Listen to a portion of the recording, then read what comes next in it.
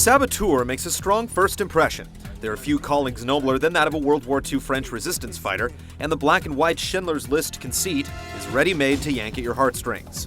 Still, as a game, it treads established ground. Not to mention there's already been one open-world experience this year that focuses on wholesale demolishment.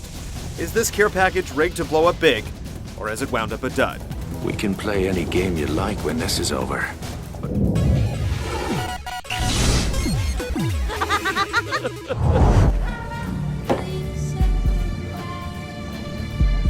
You are Sean Devlin, an Irish race car driver turned mad bomber with a purpose. Shortly after the game begins, you're indulged in a lengthy flashback that both introduces the main antagonist, a German Ivan Drago named Dierker, a Gestapo agent who moonlights as a race car driver, and reveals Devlin's motivation for blowing up Nazis for the French. As it happens, Devlin's best friend was tortured and murdered by Dierker after they trespassed on a Nazi base. To add insult to injury, this was mere hours before Dierker popped a cap in Devlin's tire, causing him to lose a big race. Son of a bitch! The story begins in earnest in Paris, not long after the events of the flashback. After being cajoled by a hard-boiled Frenchman named Luc, Devlin goes from drowning his sorrows in a cabaret to conducting a straight-up reign of terror on Paris's Nazi occupiers. The story hits all the expected notes: revenge, redemption, and romance. This is Paris, after all. It all feels lightweight, though. The atrocities and barbarities that probably motivated people like Devlin to risk life and limb to fight the Nazis are given short shrift, and the dialogue is far from convincing. I'm the one who's been cheated, Devlin. You should have died under my knife. In the end, the striking World War II setting is little more than a cool backdrop against which to blow stuff up.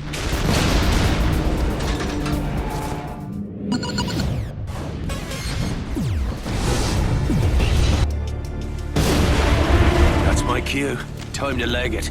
The Saboteur is laid out like most open-world games. You have a handful of story and side missions available to you at any time, as well as a ton of stuff to do beyond the story's bounds.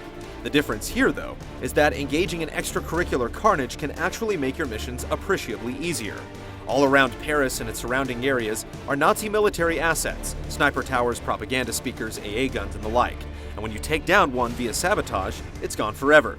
This means that when you're inevitably on the lam following an explosive end to a mission, you'll encounter less in the way of armed resistance. It's the most effective way to get rich, too. When you blow up a Nazi structure, you'll clock the contraband, which you use to unlock new weapons and restock ammo, among other things. The Nazi stuff is everywhere, making it totally possible to raise hell for lengthy stretches without dipping a toe into the directed experience. The story missions themselves are generally pretty substantive. The brief one-offs have been saved for side quests, and there are plenty.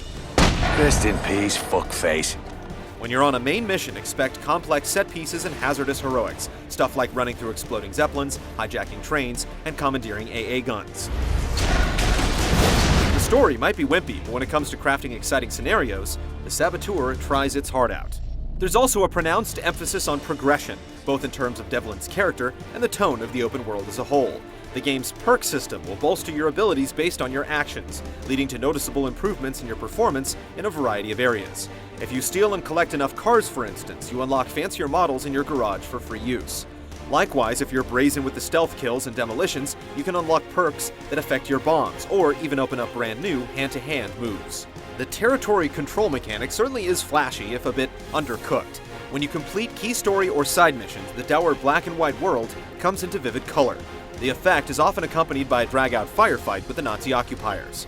The payoff is neat, and the effect serves as an interesting marker of progress as you travel through the city's patchwork of beaten down and invigorated districts. But given that the system by which you free a district is more or less arbitrary, it's basically just window dressing.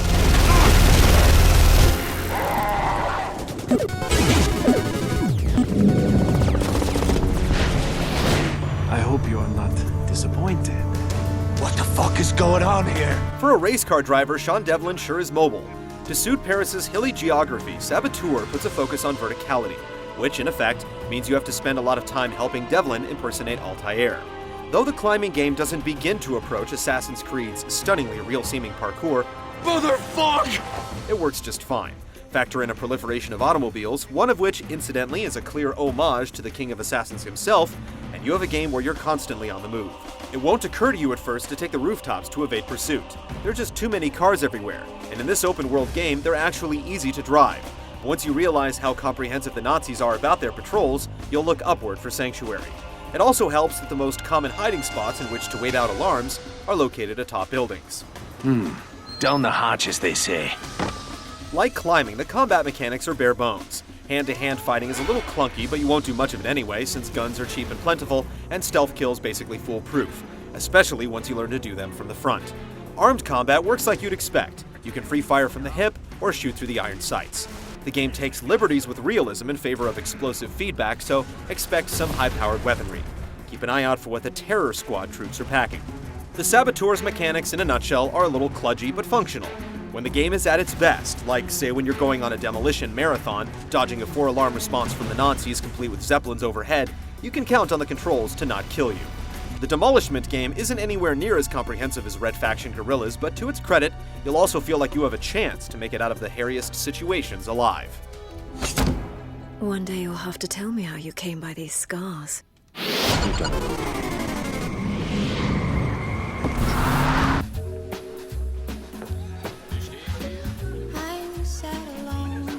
Once the novelty of the Okami meets Schindler's List gimmick wears off, the Saboteur starts to look a little rough around the edges. Characters and cars look good, but most of the buildings look pretty crude when viewed up close. The characters' faces are a little touch and go as well. Devlin looks great, and believable as a person. Characters with smaller parts, though, don't hold up under close scrutiny. Perhaps. The voice work is spotty as well. You won't be convinced by many of the performances, not even Devlin's. Oh, I'm afraid I've been a bad girl. Aye, I'm certain of it. Black and white pretensions and all, the Saboteur traffics in boring, overused caricatures. I think this is the beginning of a very profitable friendship. You are now free to trade with any black market dealer in this city. The music is nice though, comprised of remixed period music when you're in a car, and sweeping orchestral pieces when it wants to drive home the drama.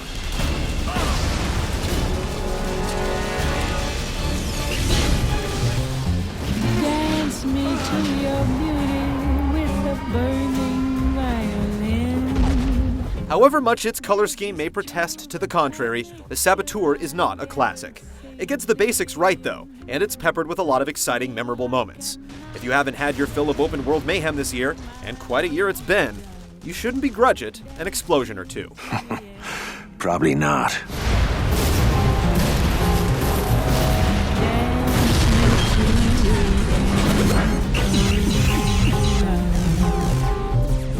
Let me see your beauty when the witnesses are gone.